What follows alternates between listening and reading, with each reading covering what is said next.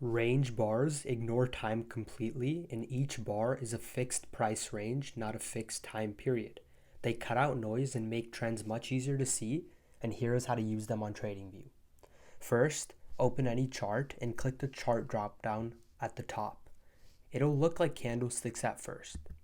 Scroll down to the bottom and then find range and click on it. Now, you might be wondering, how does this work?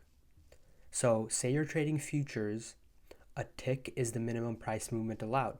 For example, on the S&P 500 E-mini futures, a tick is 25 cents. Therefore, the chart that we're currently on, although it might not be the S&P 500 E-mini futures, a 100R chart would mean that every single bar represents a $25 price move.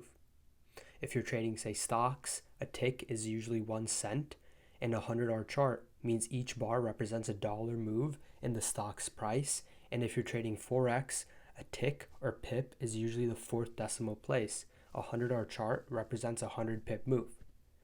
Now, range bars filter out small chop. Sideways consolidation will collapse into a few bars instead of dozens, and trends will become very obvious because the bars stack cleanly in one direction. Support and resistance levels often look clearer because random time-based wicks are gone. To set the range size, hover over the instrument name and then go to where it says a number with R. Click it. Simply input the number you want and then add a capital letter R after it. Say we want 50. 50 R. Awesome.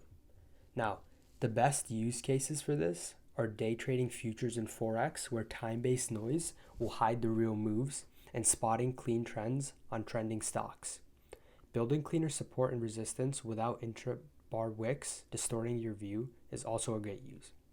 Now, it's very important to note that range bars don't replace candle charts, but instead you should use them to complement them. Use candles for your main analysis, but switch to range bars when the chop is hiding the trend. Have a great day, guys.